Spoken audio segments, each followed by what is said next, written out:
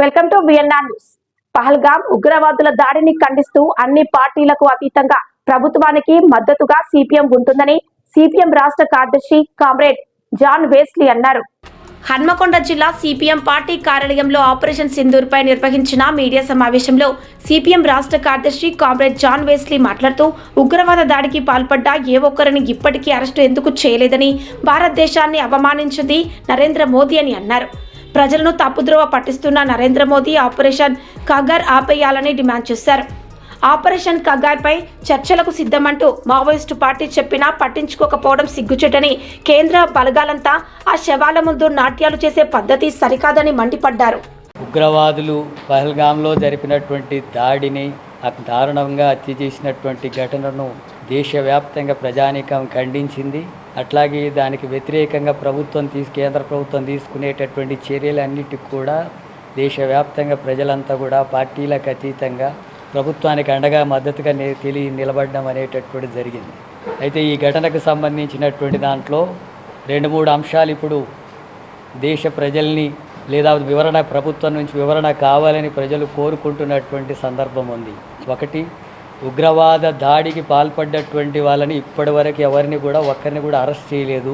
ఎందుకు అరెస్ట్ చేయలేదు, ఎందుకు ఆ వైఫల్యం జరుగుతుంది అని ప్రజానీకం అంతా కూడా ఒకవైపు పెద్ద ఎత్తున ఆపరేషన్ సింధూర్ జరిపిందని విజయోత్సవంగా చెప్తున్న సందర్భంలో దేశ ప్రజలంతా కూడా కేంద్ర ప్రభుత్వానికి అండగా నిలబడి ఆ దాడుల్ని ఎదుర్కోవడానికి మద్దతు తెలియజేసిన సందర్భంలో ఈ 4 ఉగ్రవాదులు దాడి జరిపారంటున్నారు. వాళ్ళని ఇప్పటివరకు ఎందుకు అరెస్ట్ చేయలేకపోయారు, దాడి జరపకముందే వాటిని కనుగొనడంలో ఎందుకు వైఫల్యం జరిగింది అనే విషయాలు ప్రజలు ఈరోజు తెలుసుకోవాలని కోరుతున్నారు.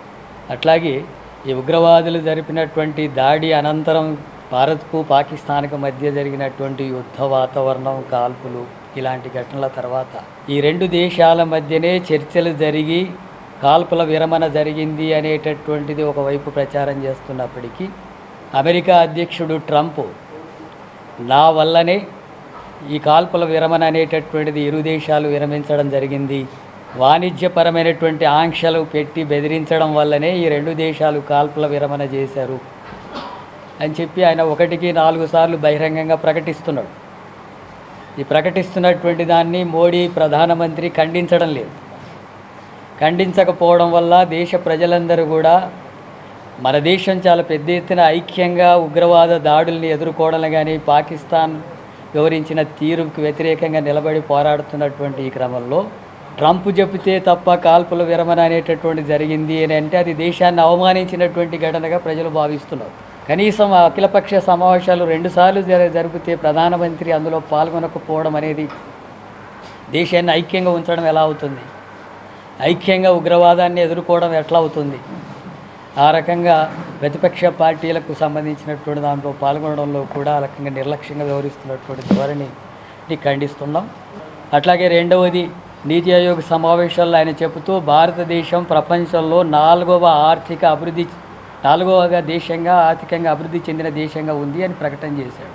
4వ దేశంగా మొత్తం అమెరికా, చైనా, జర్మనీ తర్వాత భారతదేశమే ఆర్థికంగా అభివృద్ధి చెందిన దేశంగా ప్రకటించుకుంటున్నటువంటి సందర్భం. కానీ ఒకవైపు మనం ఆలోచించాల్సింది ఏంటంటే ఈ దేశంలో సంపద 1% ఉండేటటువంటి కార్పొరేట్ సంస్థల చేతుల్లో 40% సంపద పోగై ఉంది. 50% ఉండేటటువంటి కింది స్థాయి పేదల చేతుల్లో 3% సంపదనే ఉంటుంది. ఈ రకంగా అసమానమైనటువంటి అభివృద్ధి జరుగుతున్నటువంటి విషయాన్ని కూడా మనం గమనించాల్సింది. అట్లాగే ప్రపంచంలో 125 దేశాల్లో ఆకలి సూచికను తీస్తే మన భారతదేశం 111వ స్థానంలో ఉంది. అంటే ఆకలి ఎక్కువ ఉన్నటువంటి దేశాల్లో 125 దేశాల్లో మనది 111వ స్థానంలో ఉంది. అంటే ఆర్థికంగా 4వ దేశంగా అభివృద్ధి చెందిన దేశంగాని ఒకవైపు చెప్తుంటే ఆకలి కేకలు వినిపిస్తున్నటువంటి దేశంలో మనం 111వ స్థానంలో ఉన్నాం. అట్లాగే మన దేశంలో ఇప్పటికీ కూడా కనీస సౌకర్యాలు లేని ఇళ్లలో నివాసం ఉంటున్నటువంటి వాళ్ళు 42% మంది పైగా ఉంటున్నారు. అపరిశుభ్రంగా ఉండేటటువంటి మురికివాడలో నివసిస్తున్నటువంటి వాళ్ళు 30%కు పైగా ఉన్నారు. పౌష్టికాహారం లేనటువంటి పౌష్టికాహారం దొరకనటువంటి వాళ్ళు కూడా 30% పైగానే ప్రజలు పౌష్టికాహారం కూడా లోపం ఉంది. రక్తహీనత ఉండే వాళ్ళలో ప్రపంచంలోనే 42వ స్థానంలో మనం ఉన్నాం. బరువు తక్కువ ఉండే పిల్లలు పుడుతున్నటువంటి స్థానంలో మనం 45వ స్థానంలో 42, 45వ స్థానంలో ఉంటున్నాం. మళ్ళీ ఒకవైపు ఇవన్నీ కూడా ఉన్నప్పుడు ప్రపంచంలో మనం 4వ స్థానం అని గొప్పగా చెప్పుకోవడం కాదు. 30 కోట్ల మంది పేద కూలీలు మాకు ఉపాధి పని కల్పించండి అని కోరుతున్నారు. కేవలం 2.5 లక్షల కోట్లు ఇవ్వమని చెప్పి అడుగుతున్నారు సంవత్సరానికి. రైతులు గిట్టుబాటు ధరలు లేక తీవ్రమైనటువంటి అప్పుల పాలయ్యి ఆత్మహత్యలు చేసుకున్న వాళ్ళు బీజేపీ వచ్చిన తర్వాత 1,00,000 మందికి పైగా ఆత్మహత్యలు చేసుకున్నారు. అందుకని ఈ రూపంలో ఈరోజు అభివృద్ధిని ఇంకో రూపంలో చూపించేటటువంటి ప్రయత్నం అనేటటువంటి చేస్తున్నారు. అందుకని సమానమైనటువంటి అభివృద్ధి జరిగేటట్టుగా ప్రభుత్వాలు చర్యలు తీసుకోవాలి. అందుకోసం ఉద్యమాలు చేపట్టాల్సినటువంటి అవసరం.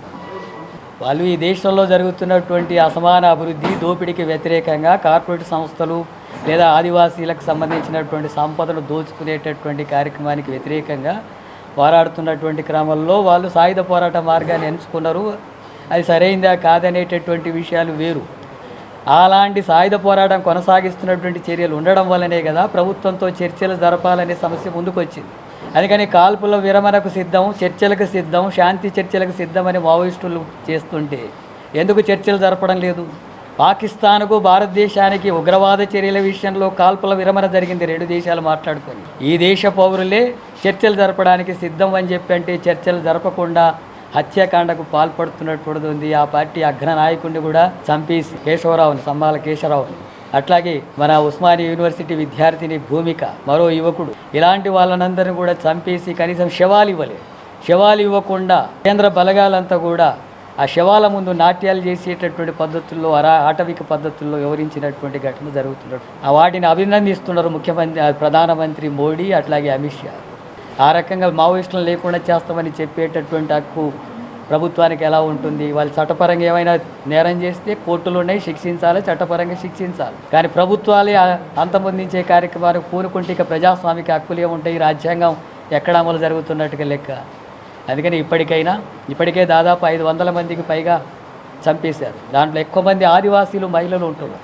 అలాగే అనేక మందిని చిత్రహింసలకు గురి చేస్తున్నటువంటి ఘటనలు ఉన్నాయంటున్నారు. కాబట్టి ఇప్పటికైనా కేంద్ర ప్రభుత్వం మావోయిస్టులో చర్చలు జరిపి ఆ సమస్యను శాంతియుతంగా పరిష్కరించాలని చెప్పి సిపిఎం పార్టీగా డిమాండ్ చేస్తుంది. రేవంత్ రెడ్డి ఎన్నికలకు ముందు అనేక రకాల వాగ్దానాలు చేసి అధికారంలోకి వచ్చిన తర్వాత ఇప్పుడు ఏమి డబ్బులు లేవు, అంతా అప్పులయ్యింది, దాన్ని కోసినా కూడా ఏం వచ్చేటట్టుగా లేదని చెప్పేటటువంటి తప్పించుకునేటటువంటి ప్రజలకు ఇచ్చిన వాగ్దానాల నుంచి తప్పించుకునేటటువంటి ధోరణితో, ప్రజలు మోసం చేసేటటువంటి ధోరణితో వ్యవహరిస్తున్నటువంటి దాన్ని సిపిఎంగా ఖండిస్తున్నాం. ప్రజలకు ఇచ్చినటువంటి వాగ్దానాలన్నీ ఖచ్చితంగా అమలు చేసి తీరాలా. 6 గ్యారెంటీలని ఖచ్చితంగా అమలు చేసి తీరాలా. అమలు జరగకపోతే వెంటబడి ప్రజలు ఆ ప్రభుత్వానికి తగిన గుణపాఠం చెప్తారని చెప్పి హెచ్చరిస్తున్నాం. 6 గ్యారెంటీలు ఖచ్చితంగా అమలు జరగాలి.